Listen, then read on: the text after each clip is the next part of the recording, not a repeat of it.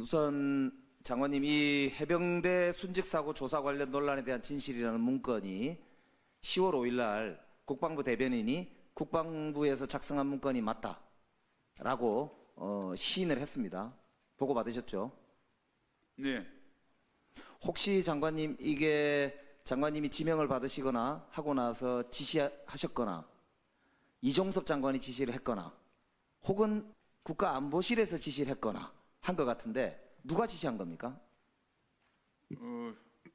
제가 파악한 결과로는 누가 지시한 게 아니라 우리 국방부에서는 해당되는 국방 현안에 관련돼서 그러니까 국방부에서 자체적으로 알아서 작성했다? 네, 왜냐하면 자, 무슨 그러면 예, 국방부 정책실에서 작성한 게 맞습니까? 뭐 그런 걸 알고 있습니다. 그러면 국방부 정책실장님 잠깐 나오실까요? 정책실장님, 이 문건 누가 작성하라고 지시했습니까? 예, 국방부 정책실은 주요 국방 현안에 대해서 그러니까 지시한 공고를 사람 하고 없습니까? 있는데 지시되었다기보다 그러니까 지금까지 이 현안에 대해서 국회와 언론에 설명해 왔던 내용들을 종합한 내용입니다. 그러니까 우리 국방부 정책실장님이 스스로 판단해서 스스로 주도해서 작성하셨습니까? 그것은 아닙니다. 그럼 누가 지시했습니까? 전반적으로 저희들이 이 공무원은 현안 지시를 관리를- 받고 지시받은 사람에게 작성해서 결과물을 보고하지 않습니까? 누가 지시했습니까? 저희들이 내부 토의를 하면서 그 내부 현안들을 토의를 하고 종합해서- 차관이 지시했습니까? 그 그렇진 당시에 않습니다. 장관인 이종섭 장관이 지시했습니까? 뭐 장관께서도 알고는 계십니다. 자, 그러면 안보실에서 지시를 했습니까? 안보실은 무관합니다. 그렇다면 장관이네요. 이종섭 장관이 지시한 거네요. 네, 말씀 못 하시는 거 보니까 맞다고 보고요. 이게 굉장히 심각합니다. 이 문서가 말입니다. 제2의 장모 변호 사건 문건하고 같습니다. 손준성 수사정보정책관이 윤석열 검찰총장의 장모를 변호하는 문건을 수정관에서 작성해서 큰 문제가 되었습니다. 지금도 그 문제가 아직 해결되고 있지 않은데 여기 보면 사실관계도 맞지 않은 내용도 들어있을 뿐만 아니라 이거는 명백하게 수사 가이드라인을 제시하고 있는 것으로 판단이 됩니다. 장관님, 이게 아까 국방부 정책실에서 작성한 게 맞고 수뇌부, 제가 보기에는 이종섭 장관이 맞는 것 같은데 지시를 해서 문건을 공식적으로 이제 국방부 조직에서 만들었단 말입니다. 이거 아까 세 개 기관에서 지금 수사를 진행을 하고 있는데 공수처도 수사를 하고 있고요. 경찰 수사도 하고 있고 군검찰도 수사하고 있습니다. 이거 수사 가이드라인 아닙니까? 저는 수사 가이드라인이 아니라고 생각합니다. 그리고 자, 사실관계 그러면은요. 예. 사실관계도 안 맞는 게 많아요. 제가 우선 하나를 볼게요. 1쪽에 보면은 여단장이 입수 금지를 지시했다고 돼 있는데 실제로는 국방부 조사본부 결과로는 장화 높이까지만 입수하라라고 했다는 거예요. 사실관계도 안 맞습니다. 또 거기 보면은 해병대 수사단이 왜 육군 54단에 대해서 조사를 안 했냐 문제였다 이렇게 했지만 어떻게 해병대 수사단이 육군 54단에 대해서 육군에 대해서 수사 권한이 있습니까? 앞뒤가 전혀 안 맞는 이야기를 계속 쓰고 있어요. 거기다가 위험한 게 군사법원법 제2조에 보면은 필요시에는 군에서 수사재판을 할 수 있다. 민간에 안 넘겨도 된다고 돼 있는데 이 심각한 게 군사법원법 제2조 사항에 보면 국가안전보장 군사기밀보호 그 밖에 준하는 사정이 있을 때만 군사법원에서 하도록 돼 있어요. 이 어디에 해당합니까? 이런 거의 쿠데타에 가까운 조항을 집어넣어가지고 이거를 국방정책위원들에게까지 즉 민간인들에게까지 뿌렸고 이거는 제2의 댓글 사건을 지시한 거예요.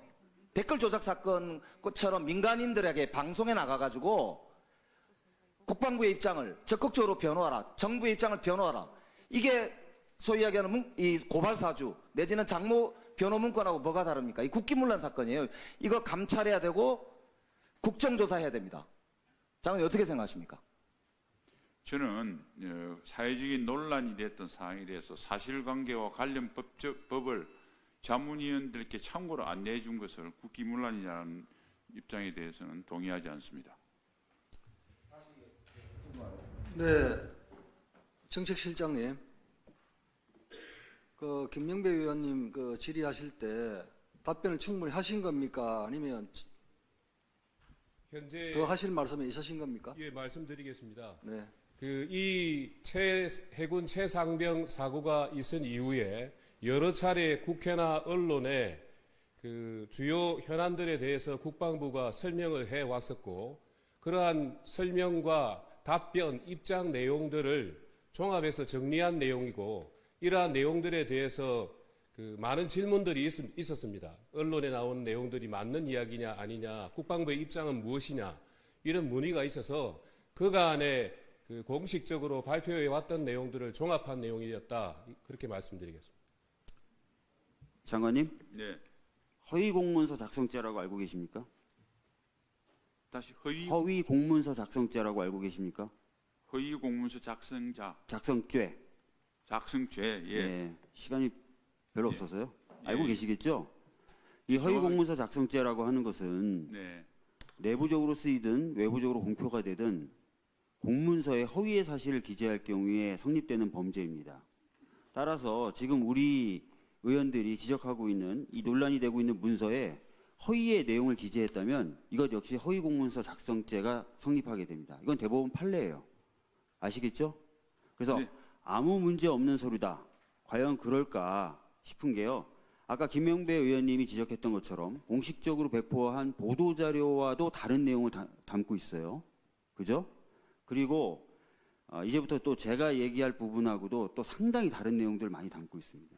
그래서 여러분들이 이게 허위공문서 작성죄가 될 수 있고 나중에 책임을 질 수도 있다는 점을 인식하셨으면 좋겠습니다. 다 아시겠지만 최수근 상병 관련된 사망사건 및 그 은폐에 대한 사건은 이미 특검법이 발의되어 있고 신속처리 안건으로 지정까지 되어 있습니다. 대통령이 거부권을 행사하지 않는 이상 특검 발동되게 되어 있다는 의미입니다. 특검에 의해서 모조리 다시 수사될 수 있다는 뜻이에요. 오늘 답변도 그것을 참고 삼아서 성실하게 해주셨으면 좋겠습니다. 자, 8월 3일 날 해병대 사령관하고 중수대장이 통화를 합니다. 8월 3일 날 해병대 사령관이 참고인 조사를 받고 나온 날이에요.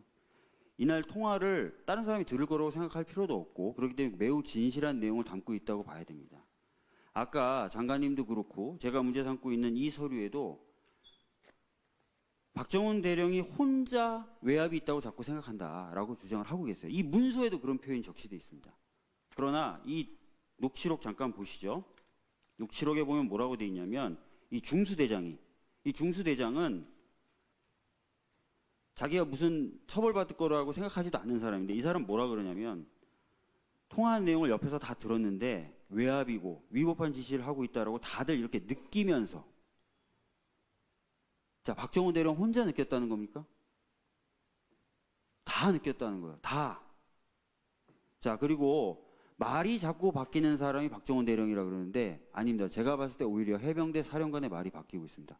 이날 해병대 사령관은 뭐라고 통화했냐면 중수대장에게 자, 우리는 원칙을 가지고 공정하게 원칙대로 이렇게 다 했다라고 얘기를 합니다. 문제 없다라고 얘기합니다. 그리고 그런데 내가 참고인 조사를 받고 나서 보니까 결국 내 지시사항을 위반한 걸로 이렇게 갈 수밖에 없을 거야. 이렇게 얘기를 합니다. 자, 아까 말 바뀐 사람이 박정훈 대령이라 그랬는데요. 이날 통화를 보시면 아시겠지만 해병대 사령관은 박정훈 대령이 원칙을 가지고 공정하게 했다고 인정을 합니다. 그리고 다른 대화록에서는 뭐라고 나오냐면 우린 잘못한 거 없다라는 표현까지 합니다. 그러면서 결과적으로 항명죄, 본인의 명령을 위반한 항명죄로 몰고 갈 수밖에 없을 거야. 라고 슬프게 예단을 합니다. 예측을 합니다.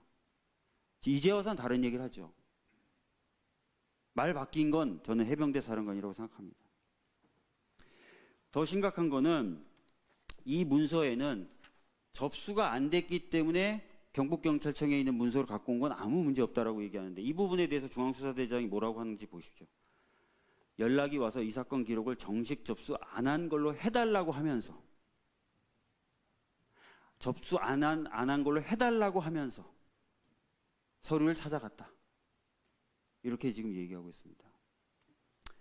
저는 장관님 네. 사실관계는 말씀하신 대로 수사 과정을 통해서 밝혀질 수밖에 없습니다. 그러나 녹취록이라고 하는 굉장히 증명력이 높은 증거가 이미 언론 보도를 통해서 나왔고 이것을 보면은 말이 바뀐 사람은 오히려 해병대 사령관이고 처음부터 끝까지 원칙을 가지고 소신 있게 수사하고 행동한 사람은 박정훈 대령이다. 박정훈 대령이 혼자 외압이 있었다고 느낀 것이 아니라 그 당시 수사를 같이 했던 부하, 장병들 모두 다 같이 외압을 느끼고 있었다라는 것을 알 수 있습니다. 아까 박용진 의원님도 말씀하셨습니다. 이 사건에 대해서 장관님은 책임이 없습니다. 왜냐하면 장관님이 되시기 전의 일이기 때문이죠. 그러나 이제부터 이 사건이 왜곡된다거나 잘못 처리된다면 그것은 오로지 장관님이 책임을 지게 됩니다. 명명백백히 진실을 밝히도록 노력하시겠습니다. 네, 당연히 저는 그렇게 할 거고요. 이게 또 수사와 재판을 통해서 드러날 것이기 때문에 제가 그래서 아까 누누이 구체적인 사안에 대해서는 언급을 하지 않는 것입니다. 네. 노력하시겠습니까? 네, 공정한 수사 재판이 되도록 최대한 노력하겠습니다.